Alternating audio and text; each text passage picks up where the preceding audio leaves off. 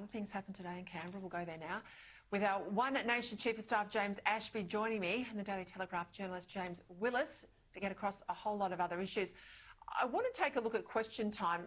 Of course, we saw a focus on the budget. We always see that. A whole lot of spin and new lines of attack ahead of tonight. Let's have a listen. When it comes to the opposition, he will cut and the Australian people will pay. It's every Australian that will have to pay, all to pay for $600 billion worth of nuclear reactors. We know there will be cuts, Mr Speaker, and we know Australian patients will pay. If elected, they've said that they will start by making $350 billion worth of cuts to government payments and government services. And this is to pay for their $600 billion nuclear folly. Every Australian worker knows that simple truth, that when he cuts, they will pay. There was a lot of pressure today, aside from the budget spin there, on environmental policy, splits inside Labor. Tanya Plibersek, we'll get to those in a moment. James, just on this line, they're trying to get up that nuclear energy equals cuts. That's the only way that Peter Dutton and the Coalition can make it all add up. And this line from the Prime Minister and the Treasurer that things are turning the corner. You know, things are getting better for families. How do you think this will go down? Well, Peter, I think it is obvious, and it's quite frankly gaslighting, to suggest that things are easier or getting easier under this Albanese government. For 3 years, we've seen power prices go up. We've seen interest rates go in the wrong direction, and they're only just coming back down. We've seen the only real growth in terms of jobs and the economy in areas like the NDIS, the public service, as you just outlined before, tens of thousands of full-time public servants and the billions of dollars that adds. The migration, which has just been a complete failure with a record number of people over the past few years coming to this country, and the raw dollars, the living standards that Australians take home have gone in the wrong direction. That is the only figure that we should be worried about. I'm amazed that this government has gone to another budget so that they can have very smart economists and the best journalists in the country forensically go through the books and highlight once again just how bad things are. But it's also worth reminding people that in opposition, this is the exact opposite, what you just outlined in your introduction, Peter, the exact opposite of what Jim Chalmers and Anthony Albanese promised to do. They said the coalition spending off the back of COVID-19 was out of control. Jim Chalmers said that they were squirting billions of dollars around under Morrison, and they would not done that. Well, they wouldn't do the same. Well, they've had 3 years. They've spent tens of billions of dollars. They haven't accounted for them. The books look as bad as ever. And as a result, keep in mind, that's before you look at IR and the changes there that's impacted small business owners. There's been complete failings in regards to the GPs and all this extra money for Medicare without actually having to require doctors to pass on that bulk billing in full. So bottom line, in every stage they have failed dramatically, and I'm amazed, as I say, Peter, that they've actually taken journalists and the public to another budget to highlight just how bad things are with the Australian books right now. Well, I think that's because they all got spooked by the cyclone, James. That's the only reason we're here. That's the only reason we're seeing the colour of their money. And I make the point during COVID, Labor wanted the spending from Josh Frydenberg and Scott Morrison to go higher for longer. You know, there was nothing there in terms of spending being shoveled out the door that they opposed. So let's just go, though, to the environment, because, as I said, aside from the budget spin, the real story today was just how much pressure the Environment Minister, Tanya Plibersek, was under. As I said, internally, sure, but also from the Coalition. Have a listen. In recent days, the Prime Minister has expressed no confidence in this minister by introducing specific legislation to curtail and override her powers under the EPBC Act. Will the minister make a decision on the future of the North West Shelf gas expansion before the upcoming election? With the Labor governments of New South Wales, Victoria and Western Australia actively extending the life of coal-fired power stations, can the minister confirm how many coal mining approvals she has approved in this term of government? James, Ashby, this looks like it's a new front opening up, but it also looks like the Prime Minister has basically hung her out to dry. Oh, you bet. This is Tanya Plibersek's exit, as far as I'm concerned. It shows no love between her and the Prime Minister. The mere fact that she's been overridden on two critical pieces of Labor policy, one being the Nature Positive plan, which the Prime Minister hit on the head there some weeks or months ago now, and now this EPBC Act change, which has gone through the lower house today, expected to go through the Senate either, more than likely, well, it's got to be tomorrow. That is definitely overriding what the Environment Minister has had any say over.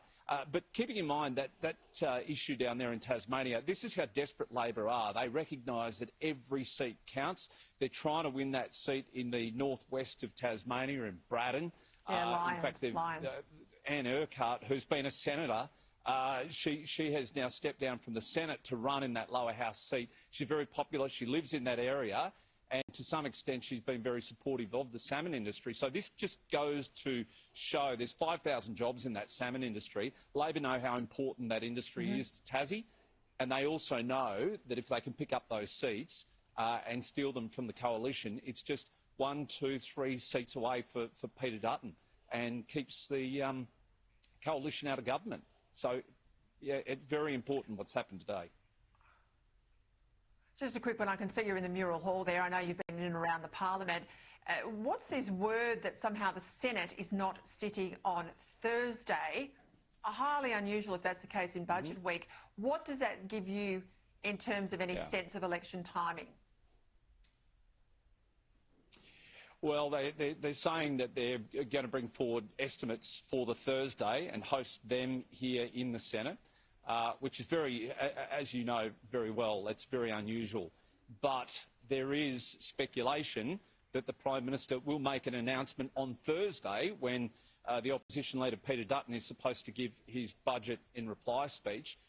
The Prime Minister is said, there's speculation, he will actually come out publicly and say he will be going to the Governor-General on Friday. But he'll do that Thursday, take the oxygen out of Peter Dutton's response, and then we'll be in full-blown election mode as of the weekend. I said this to someone the other day, I think it might have been Sunday, I was talking to one of my editors saying this would be the skullduggery game. It still allows Dutton to deliver his speech on Thursday night. It doesn't, call the election on before then, but it makes sure that everybody in the media and all the papers the next day are not talking about Dutton's speech. They're talking about the impending election. And there is form too. John Howard announced it one day and it formally went to the Governor-General some days later. Hey, we're looking tonight, aren't you? I certainly am, at those columns where we've got decisions taken but not yet announced, because this will be where they hire the election pork barrel, James Ashby, isn't it? Oh, for sure. But this has been one of the most lacklustre budgets that I've ever seen. I've been here for 10 years to see 10 of these. And there isn't the media. There really isn't nothing. There's nothing for them to announce. You know, typically on a budget morning, the grounds or the grass right opposite Parliament House is just littered with journalists from all the major networks, and they're camped out giving their assessment of what might be in the budget. We know precisely what's in the budget. There's not much left to deliver. And anything they do at this point will be fairly lacklustre. I don't think the public are overly engaged. There isn't the journalists, there isn't the media here in the Mural Hall or anywhere else around Parliament. It's very lacklustre. I know you're not even here, which says something to me as well, Peter. I know you've got a full desk here in Canberra, but at the same time too, it says to me if the journalists aren't here, including you, there's something amiss this year. Well, I think we might have realised that this wasn't the budget they wanted to deliver, and we can read it almost before he opens up and gives us the speech.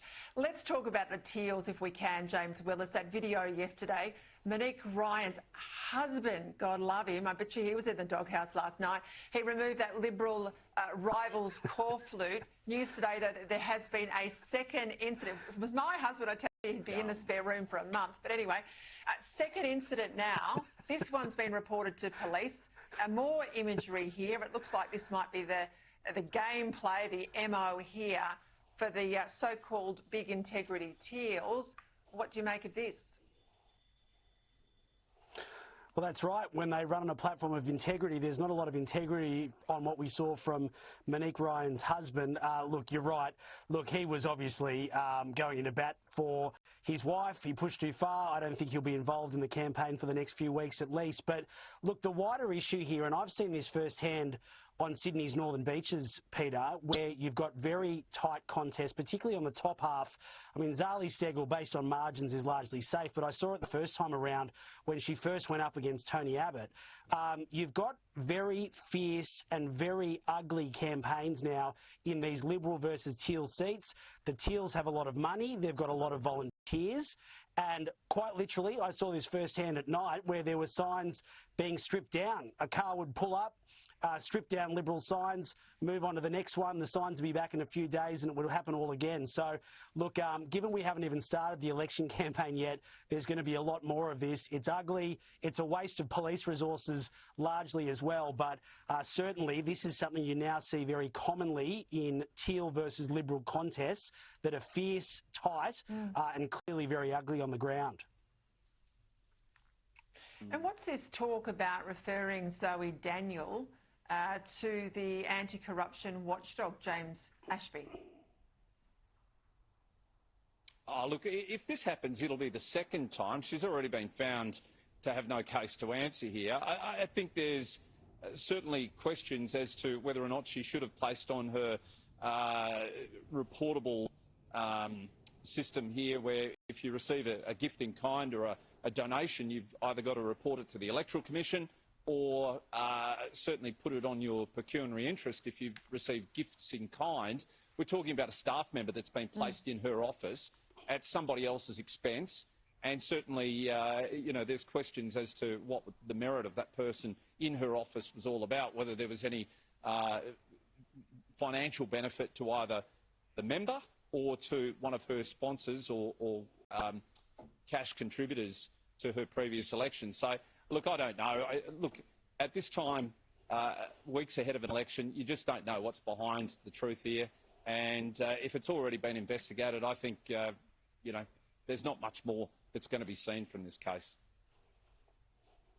All right, Nanette Simons, this was the grandma attacked by one of the recently released NZYQ foreign criminals. She's spoken exclusively for your paper, James Willis. She says, I've still got the shakes. I get a lot of anxiety, especially at night. I toss and turn. Now, days out from an election, this issue's not going away for Labor. Yeah, and Peter, I think if you had a podium for Labor's biggest failings in this term, and look, there's a lot of competition, but surely the fact that now 300 dangerous criminals, some of them murderers, some of them rapists, dangerous offenders who aren't technically, you know, in the eyes of the public, our responsibility. They're not Australians, but have been allowed to be released into the community. The Labor government says it's a really tricky one to get them back inside or to deport them. But ultimately, they've been allowed to roam.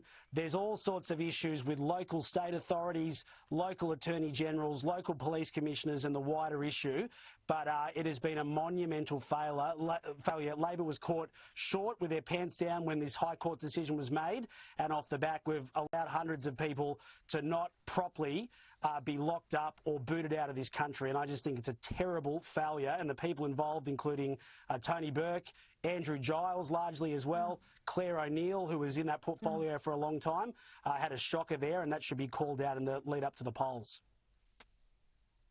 Hey, just before we go, James Ashby, just quickly, Queensland, new stadium announced today, and also that the Olympics will go regional, something promised to Victorians in the Common Games before they were cancelled, but I don't think they're going to cancel the Olympics. What do you think Queenslanders are making of this news this evening? Oh, look, there's finally some clarity over what's going to happen. It's taken how many years? 3, almost 4 years for us to finally get some clarity over whether a new stadium is going to be built. Am I a fan of the Olympics? No, I'm not. I know I don't speak for every Queenslander. It's no longer going to be the Brisbane Olympics in 2032. It will be a Queensland Olympics.